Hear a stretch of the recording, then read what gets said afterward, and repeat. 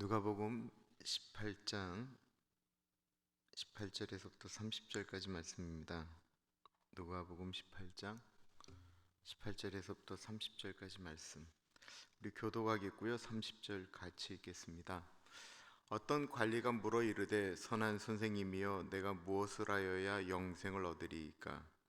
예수께서 이르시되 내가 어찌하여 나를 선하다 일컫느냐? 하나님 한 분 외에는 선한 이가 없느니라. 내가 계명을 안 하니 간음하지 말라, 살인하지 말라, 도둑질하지 말라, 거짓 증언하지 말라, 내 부모를 공경하라 하였느니라. 여짜오되 이것은 내가 어려서부터 다 지키었나이다. 예수께서 이 말을 들으시고 이르시되 내게 아직도 한 가지 부족한 것이 있으니 내게 있는 것을 다 팔아 가난한 자들에게 나눠주라. 그리하면 하늘에서 내게 보화가 있으리라. 그리고 와서 나를 따르라 하시니 그 사람이 큰 부자이므로 이 말씀을 듣고 심히 근심하더라. 예수께서 그를 보시고 이르시되 재물이 있는 자는 하나님의 나라에 들어가기가 얼마나 어려운지 낙타가 바늘기로 들어가는 것이 부자가 하나님의 나라에 들어가는 것보다 쉬우니라 하시니 듣는 자들이 이르되 그런즉 누가 구원을 얻을 수 있나이까? 이르시되 무릇 사람이 할 수 없는 것을 하나님은 하실 수 있느니라. 베드로가 여짜오되 보옵소서 우리가 우리의 것을 다 버리고 주를 따랐나이다.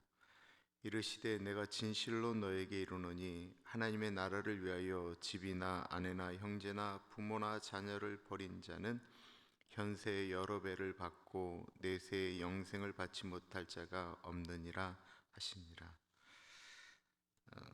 난해구절이라고 이야기하고 이게 어떻게 해석을 해야 되나라고 하는 것에 대해서 제가 좀 단순하게 생각하고 있는 29절의 말씀이 있습니다. 이르시되 내가 진실로 너에게 이르노니 하나님의 나라를 위하여 집이나 아내나 형제나 부모나 자녀를 버린 자, 이거 어떻게 해석해야 돼요? 이거 이단이 제일 많이 사용하는 말인데, 하나님의 나라를 위해서 부모를 버려야 되고 자식을 버려야 되고 아내도 버릴 수 있는가 라고 하는 것에 대한 해석 어떻게 해야 됩니까?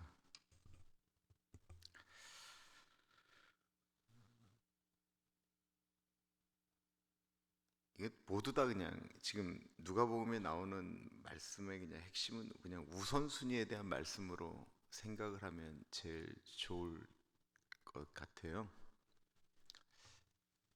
어떤 것이 하나님보다 앞에 있으면 우상이 되잖아요. 우상. 그 마음을 바꾸는 것으로 해석하는 것이 가장 옳아요.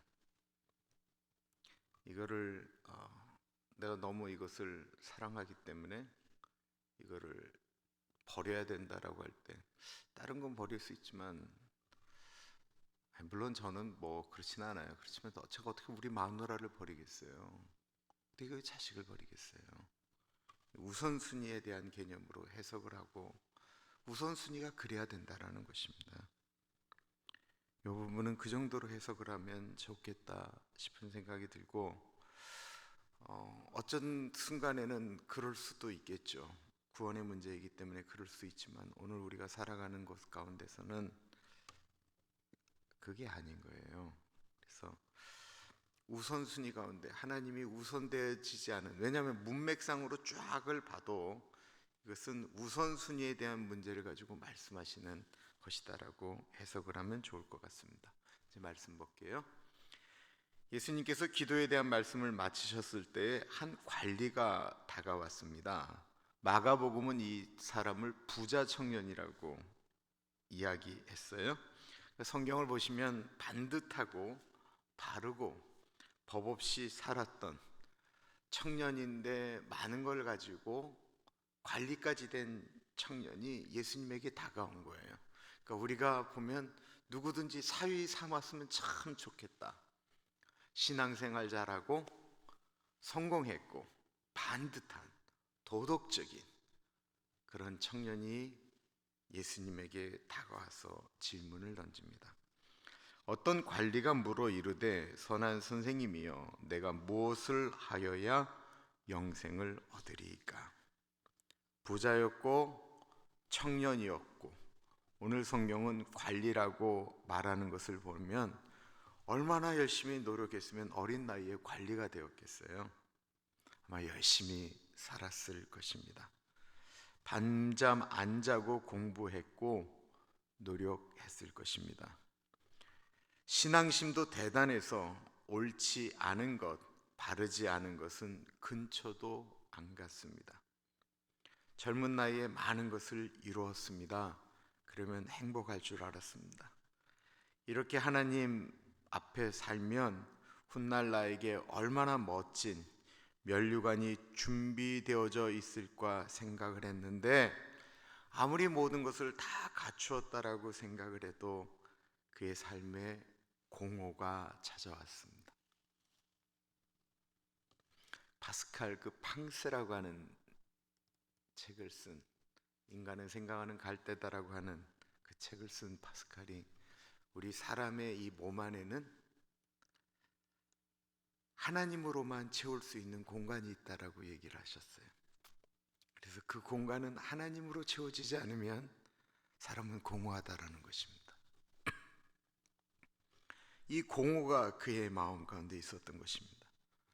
그는 고민하다가 예수님을 찾아와 질문합니다. 선한 선생님, 내가 무엇을 하여야 영생을 얻으리이까? 영원한 생명, eternal life, 영생, 이것을 얻는 것에 대해서 우리 그리스도인들은 쉽게 얘기하죠. 예수님 믿으면 영생을 얻습니다. 그런데 과연 정말로 우리가 예수님을 믿는다라고 하는 그 자체, 교회에 나와서 사는 것, 교회에서 예배드리는 그 행위가 영원한 생명을 주시는 것은 맞습니까? 이 젊은이의 질문을 잘 보셔야 돼요. 선한 선생님, 내가 무엇을 해야, 행위에 대한 얘기를 하고 있습니다. 이 젊은이는 자기의 영생을 자신이 노력하면 얻는 줄 알았다라는 것입니다. 그래서 할 만큼 하는 것 같은데 왠지 마음에는 공허한 거예요. 우리도 그런 마음 느껴질 때 있잖아요. 이 질문에 대해서 예수님이 이렇게 대답하셨습니다. 예수께서 이르시되 내가 어찌하여 나를 선하다 일컫느냐?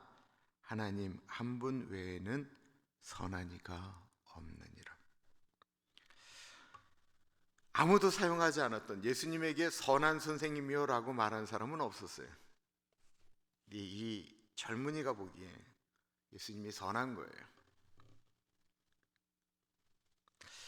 그렇게 말씀하였는데 선한 목자이신 예수님이 내가 어찌하여 나를 선하다 하느냐? 하나님 외에는 선한 분이 없다라고 말씀하셨습니다. 아니, 예수님이 선하지 않으면 도대체 누가 선한 분입니까?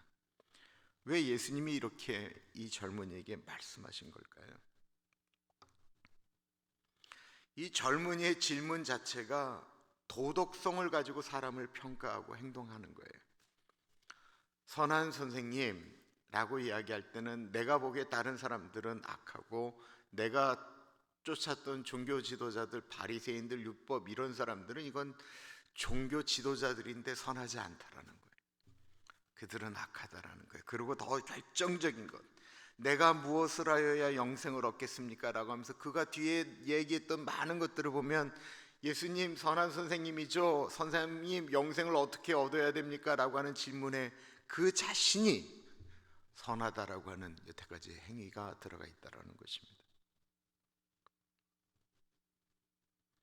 저 사람은 선하다라고 하는 그 말에 선하다라고 하는 기준이 행위다라는 거예요.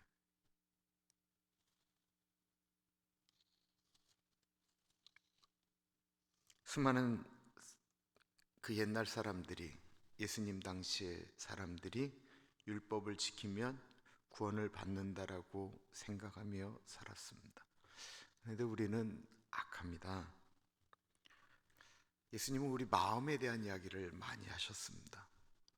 심지어는 마음속에 지은 죄도 간음이고 살인이다라고 말씀하셨어요.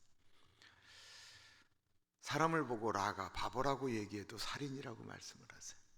머릿속에 음란한 생각이 잠깐 들어갔다 빠진 것도 간음이다라고 말씀을 하세요. 로마서 3장 10절에 그러므로 의인은 없나니 하나도 없다라고 말씀하셨고, 로마서 3장 23절에 보면 모든 사람이 죄를 범하였음에 하나님의 영광에는 이르지 못했다라고 말하고 있습니다. 오늘날도 수많은 이 선함이라고 하는 것이 구원이라고 하는 착각에 사로잡혀 있는 분들이 분명히 있습니다. 이건 행위예요. 그렇다고 해서 내 안에 있는 악함이 사라지는 것은 아니다라는 거예요. 그럼 우리가 예수님 만날 때 다 알잖아요. 예수님 만날 때, 이 세상에 이런 벌레만도 못하고 쓰레기만도 못한 인간이 어디 있나? 아무리 겉으로 포장하고 움직이고 그래도 우리 안에 있는 것이 그렇잖아요. 예수님이 그에게 또 다른 질문을 던집니다. 내가 계명을 안 하니 간음하지 말라, 살인하지 말라, 도둑질하지 말라, 거짓 증언하지 말라, 내 부모를 공경하라 하였느니라. 예수님은 그 청년이 반듯하게 자란 것을 아셨어요. 착한 것도 아셨어요. 그래서 네가 계명을 안다라고 아예 말씀을 하셨어요. 네가 계명을 아는데 십계명을 지켰느냐라고 물었던 것입니다. 그러자 이 청년이 참 놀라운 대답을 합니다. 여짜오되 이것은 내가 어려서부터 다 지키었나이다. 예수님의 질문에 제가 부족하지만 지키려고 노력했습니다가 아닙니다. 아예 자신 있게 얘기하는 거예요. 내가 어려서부터 이 모든 것들을 다 지켰다라는 거예요. 얼마나 철저하게 살았으면 이렇게 이야기하였겠습니까? 자신이 있었습니다. 그런데 예수님이 그에게 다 지켰다라고 하는데 아니 한 가지 부족하다라고 얘기를 해요. 아니 다 지켰다니까 아니 한 가지 부족해. 참 성경을 쓰신 분들이 보면 이렇게 참 이렇게 언어적인 유희가 있는 것 같아요. 내가 다 지켰습니다. 그러자 예수님이 아니 한 가지. 그러자 이 청년이 깜짝 놀라며 예수님 저 다 지켰습니다. 아니 한 가지 안 지켰다. 내 재산을 다 팔아 가난한 사람에게 주고 넌 나를 따르라. 그러자 부자 청년이 재물이 많아서 근심하며 갔다라고 표현하고 있습니다. 오늘 본문 말씀도 주님은 우리한테 이 모든 것들을 다 요구하시나, 물질을 다 파는 걸 요구하시나, 이게 아니에요. 뒤에도 말씀드렸지만 예수님은 이 부자 청년에게 있는 한 가지가 아니에요. 이 부자 청년이 이 모든 것들을 지킬 수 있지만 그 하나님 앞에 있었던 것은 자기가 갖고 있던 재물이었던 것을 말씀하고 있는 거예요. 그러니까 내가 가지고 있는 것들을 잘 보존할 수 있는 것은 청지기 삶이잖아요. 청지기라고 하는 건 내 것이 아닌 것을 의미하는 게 청지기잖아요. 그죠? 저희 예배 시간에 자꾸만 요즘 교인들한테 훈련시키려고 내가 헌금 기도할 때 자꾸 말씀드리는 이유가 그거예요. 내 거를 잘 킵하면서 살 수 있는 유일한 방법은 이게 내 게 아니고 하나님 거라고 계속 고백하는 거예요. 내 게 아니고 이것은 하나님께서 나에게 맡기신 거다라는 거예요. 그래서 불의한 종이에 대한 얘기가 나오잖아요. 나중에 자기가 잘릴 것 같으니까 하나님의 갖고 막 쓰는 거예요. 빚진 사람 데려다가 당신은 이 주인한테 얼마 빚졌습니까? 100달러 빚졌습니까? 여기다 쓰세요. 50달러. 자기 것도 아닌 것 같고 막 쓰는 그 종이 하나님보다 재물을 더 우선으로 생각하고 있는 하나님의 사람보다 지혜롭게 행동했다라고 얘기하는 거예요. 하나님이 달라고 하는 게 아니에요. 내가 갖고 있는 것의 주인이 하나님 것이다라고 하는 것을 명백하게 알고 있으라는 거예요. 이게 한 가지예요.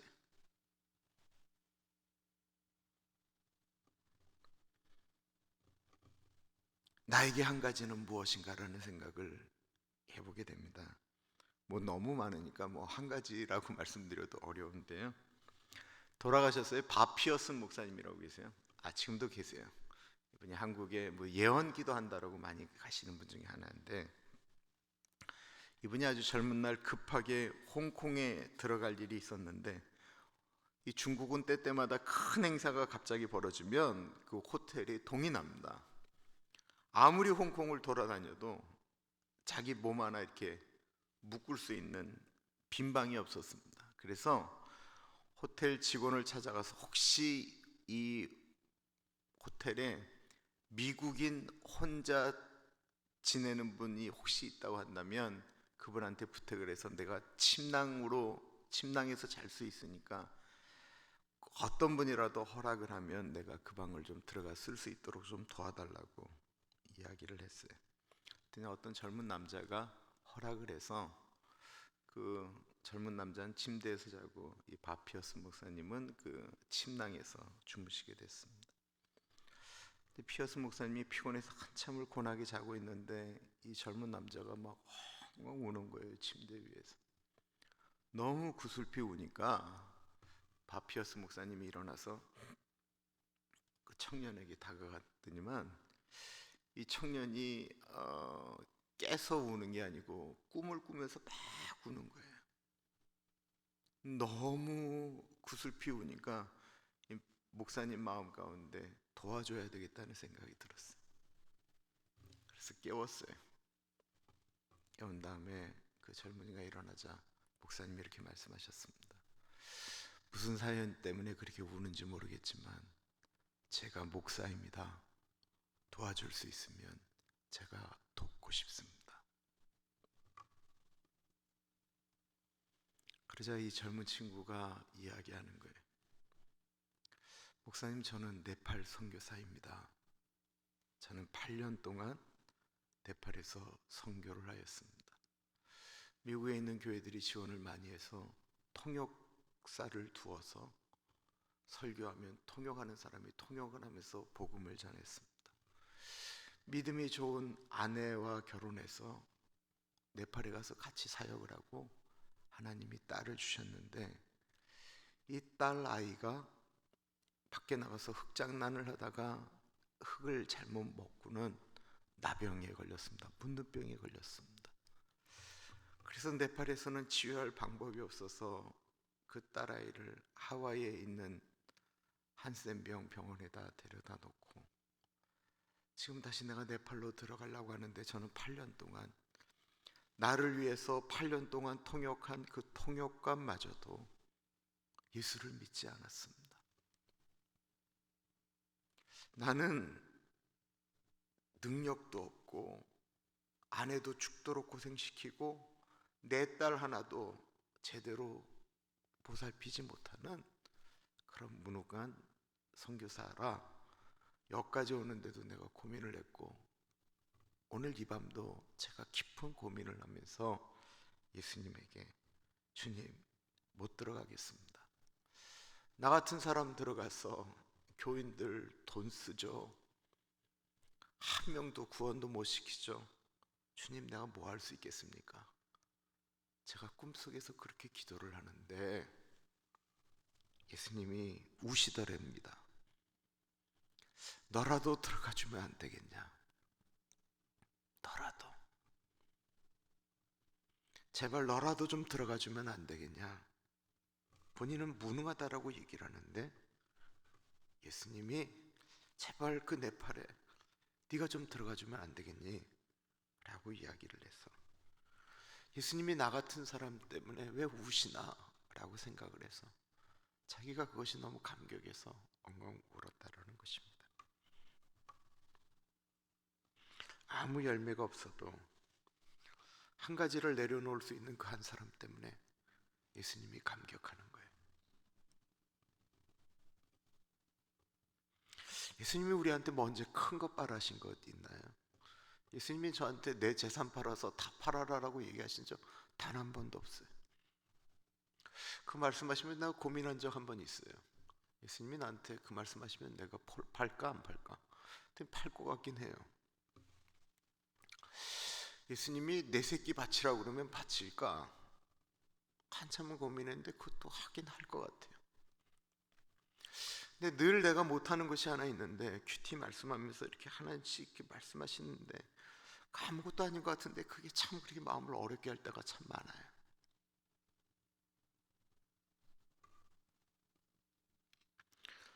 한 가지 부족한 것 때문에 우리가 영생을 못 얻는다라고 한다면 어떻게 하시겠습니까?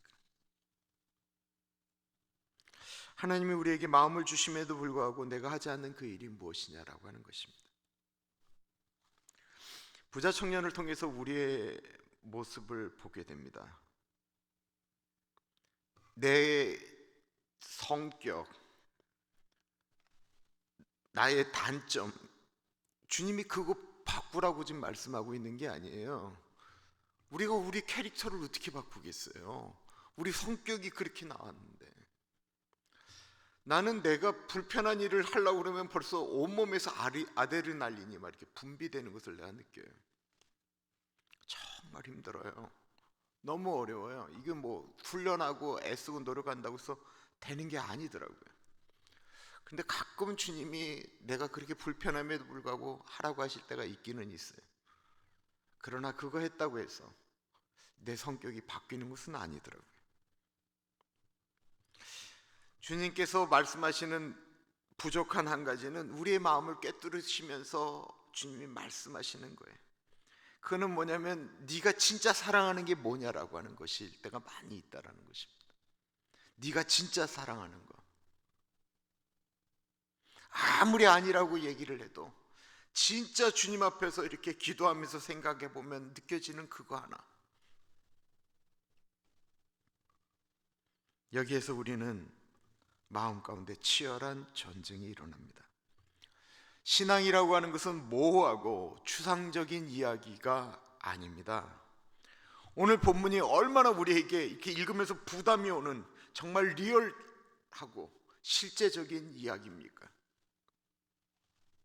그리고 신앙이라고 하는 것, 영원한 생명이라고 하는 것, 영생이라고 하는 것은 분명한 것은 우리에게 대가를 요구한다라는 것입니다. 신앙의 길이라고 하는 것이 결코 쉽지 않다라고 하는 것을 우리는 잘 알고 있으면서도 우리는 지금까지 너무나도 쉽게 구원의 문제를 다루었습니다. 두렵고 떨림으로 얼마나 구원의 길이 어려우면 사도 바울이 두렵고 떨림으로 너희 구원을 이루라고 이야기했겠습니까? 그리고 그 구원이라고 하는 것이 얼마나 엄청난 것이기 때문에 이런 대가를 요구하셨겠습니까? 히브리서 11장 26절은 그리스도를 위하여 받는 수모를 애굽의 모든 보화보다 더 큰 재물로 여겼으니 이는 상 주심을 바라봅니다. 눈에 보이는 것이 전부라고 믿는 사람들에게, 애굽의 모든 보화를 따라가는 사람들에게, 하나님의 나라를 추구하고 있는 사람은 그건 아무것도 아니었다라는 것입니다. 결국 무엇을 보느냐의 싸움입니다. 믿음은 보이지 않는 것에 눈을 뜨게 합니다. 모세는 하나님을 만난 다음에 애굽의 모든 보화보다 더 가치 있는 것을 보게 되었습니다. 내가 지금 가지고 있는 것들은 분명히 훗날 주인이 바뀌게 됩니다. 사인을 하고 등기를 해서 문서를 남겨도 소용이 없습니다. 분명히 소유권이 바뀌게 되어져 있습니다. 눈에 보이는 것을 그래서 성경은 잠깐이라고 표현하고 있습니다. 갖고 있는 재물도 권력도 젊음도 한순간에 지나갑니다. 오늘날도 부자 청년처럼 근심하며 떠나가는 사람들이 있습니다. 외적으로 좋아 보이지만 열심히 있어서 인정받지만 내적으로는 깊은 고민과 갈등을 가지고 오락가락하다가 결정적인 순간에는 떠나갑니다. 성경에는 근심하며 떠난 청년이 다시 돌아왔다라고 하는 기록은 없습니다. 오늘 본문에서 정말 재미있는 표현이 하나 있다고 한다면 그것은 떠나가는 청년을 예수님이 붙잡지 않았다라는 것입니다. 붙잡아도 소용이 없기 때문에 그렇습니다. 하나님의 나라에 대한 가치에 눈을 뜨지 않는 사람은 붙잡아도 또 떠납니다. 그러므로 말씀을 들을 때 마음에 근심이 찾아온다면 그것을 그대로 내버려 두어서는 안 됩니다. 그 한 가지 부정한 것을 해결해야 합니다. 주님은 양보할 수 없는 한 가지를 요구하실 때가 있습니다. 그것이 우리에게는 무엇입니까? 말씀에 대한 순종을 미룰 때 우리 안에 성령님이 계시기 때문에 성령님이 근심하신다라고 표현하고 있습니다. 즉, 그것에 대한 것이 내 안에 해결되지 않는 한 그 근심은 사라지지 않는다라는 것입니다.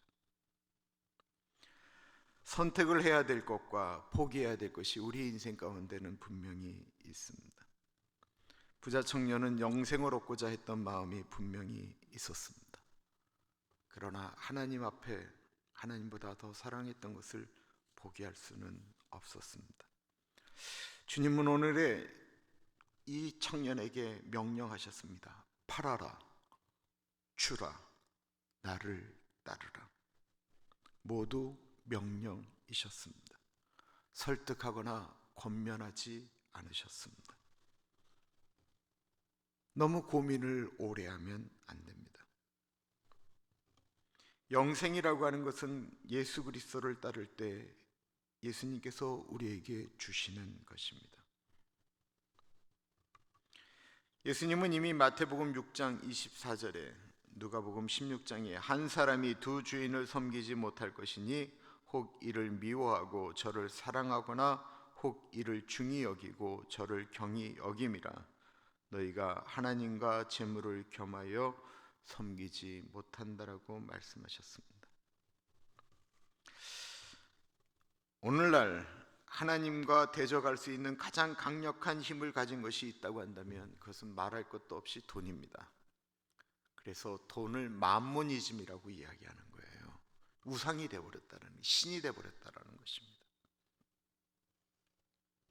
그래서 겸하여 섬길 수 없다라고 말씀하시는 것이 신앙의 핵심입니다. 예수님을 따르는 일에는 대가를 요구하십니다. 마태복음 13장에 보면 밭의 보화를 발견한 사람이 자신의 재물을 그 다 팔아서 그 밭을 산 비유가 나옵니다. 누가 자신의 재산을 팔아서 밭을 살 수가 있습니까? 그 밭의 보물을 발견한 사람만이 할 수 있는 일입니다. 그 밭의 보화를 발견하지 못한 사람에겐 그 일은 미친 일이다라고 볼 수밖에 없습니다. 그러나 무엇이 미친 일인지는 나중에 분명히 판가름이 날 것입니다. 오늘 분자 청년이 주는 메시지는 무엇입니까? 그것은 우리가 무엇을 붙들고 무엇을 쫓고 무엇을 사랑하는가라고 하는 것입니다. 재미있는 거 말씀 하나 드릴게요. 제가 교인들한테 몇몇 사람들한테 있을 때 진짜 얘기한 내용이에요.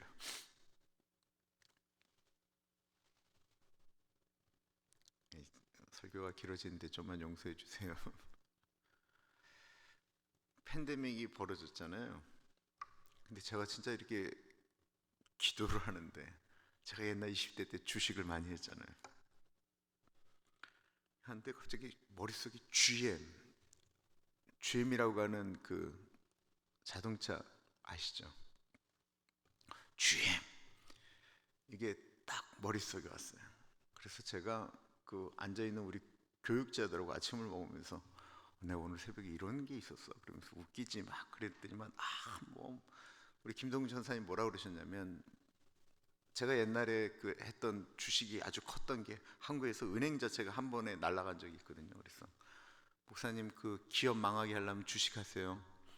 목사님 주식 못하게 하려고 하나님께서 기업을 날려버린다라는 거예요. 근데 알았다 그랬어. 근데도 너무 강력해서 제가 GM 주식을 1000불을 샀어요. 1000불을 샀는데 이게 정확히 2000불이 됐어요. 50%가 올라 100%가 된 거예요. 200이 된 거죠. 200%가. 그러니까 더블이 된 거예요. 근데 내가 그러고 나서 그걸 그때 2000불에 팔았어요.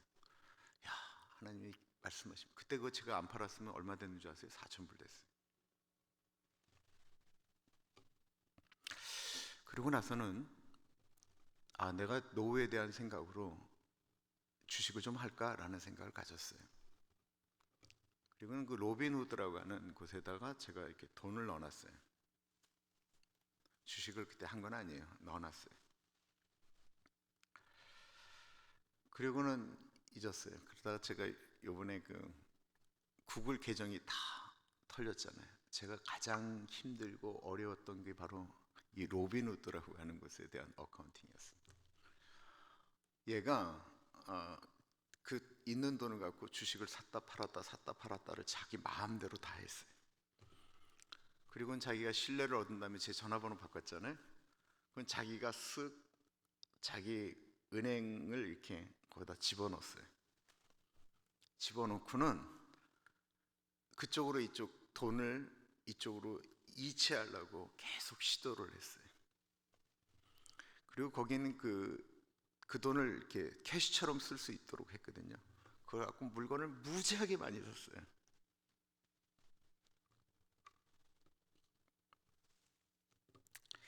저는 하나님이 나에게 주셨던 그냥 사인이라고 생각을 했어요. 뭐 손해봤다 없었다 그것도 그냥 중요하지 않았어요. 하나님, 제가 잘못했습니다. 저는 주식하는 게 나쁘다고 생각해 본 적 한 번도 없습니다.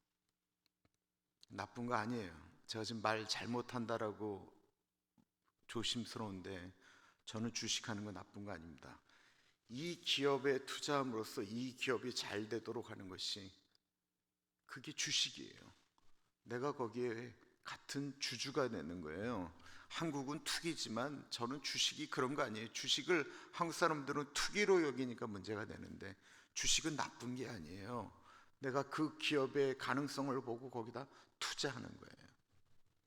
은행에다 돈 넣는 사람들은 아무 생각 없이 나는 그런 고생을 안 하겠다라는 거고, 주식에 회사에다 투자하는 사람들은 그 회사를 연구하고 공부한 다음에 그 가능성을 보고 투자하는 거예요. 그리고 거기서 일하는 사람들은 그 자기를 믿고 돈 준 사람들을 생각하면서 열심히 일해서 그 기업을 키우는 거예요. 그 주식은 절대로 나쁜 게 아니에요. 그런데 저한테는 그것이 내 목회하는 데 도움이 안 된다는 것입니다. 그거 할 때 잠깐 내 생각이 이렇게 좀 미치는 것 같았어요. 옛날의 나로 돌아가는 게 아닌가 라는 생각을 가졌었어요. 제 두 아이에게 제가 주식에 대한 이야기를 해주고, 너희들 젊었을 때 돈 쓰면 안 된다 그러고 그것을 개정할 수 있도록 제 딸에게도 이렇게 제가 그 구절을 만들어 놨었어요. 저는 우리 아이들이 돈 헤프게 쓰지 않고 그렇게 하기를 바래요. 그러나 저한테는 그때는 내가 뭔가에 뭐 좀 미친 것 같다라는 생각이 들었어요. 하나님이 나의 그런 성향을 알고 계시는 것 같아요.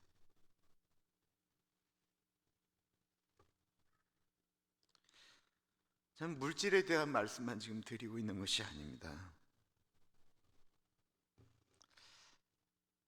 어떤 것이 왔을 때 내 마음속에 근심이 되고 부담이 되어질 때, 이것이 만약에 내가 이걸 잘못 생각하면, 잘못 행동하면 이게 영생의 문제가 생긴다라고 생각하는 것에 대해서 왜 우리들이 그렇게 쉽게 생각하는지 모르겠어요. 이게 영생의 문제라고 하면 어떻게 우리가 그렇게 함부로 하겠어요? 우리 사람이라고 하는 것이 아직도 나에겐 시간이 있고 돌아갈 시간이 있다라고 생각을 하기 때문에 그렇습니다. 그러나 보시면 너무 멀리 갔다라고 이야기할 때가 있어요. 이게 우리가 아무 때나 돌이킬 수 있다라고 생각하는데 너무 멀리 가잖아요. 너무 멀리 떠났잖아요. 그러면 어려워요. 우리는 예수 그리스도 때문에 이미 영원한 나라를 소유하고 사는 사람입니다. 그렇다고 한다면 내 삶의 중심은 퍼스트가 하나님이어야 합니다. 오늘도 우리의 삶에 하나님의 나라, 그 나라가 임하기를 간절히 축원합니다. 기도하겠습니다. 참으로 존귀하신 하나님 아버지, 하나님 우리의 삶 가운데 갇혀여 주시고 하나님 은혜 주시기를 간절히 기도합니다. 존귀하신 하나님 아버지, 하나님 앞에 단독자로 둘만 있을 때 주님, 오늘은 깊이 질문하게 하여 주십시오. 하나님, 내가 가장 사랑하는 것이 하나님인지 아닌지를 묻고 여쭙고 나아가는 우리들 되게 하여 주옵소서. 그리고 제일 중요한 것, 우리에게 주어진 인생은 하나님이 나에게 맡기신 일이다라고 하는 사실을 기억하고 청지기적인 삶을 오늘도 넉넉히 살아가게 하여 주옵소서. 지금은 우리 주 예수 그리스도의 은혜와 우리를 너무나도 사랑하셔서 하나밖에 없는 아들을 넉넉히 보내주신 하나님 아버지 그 크신 사랑하심과 성령 하나님 감화 감동 역사 충만 교통하심의 놀라운 은혜가, 그렇습니다 하나님, 나는 하나님이 우선입니다 고백하는 사랑하는 주의 백성들 머리 위에 지금으로부터 영원토록 같이 하시길 간절히 축원하옵나이다. 아멘.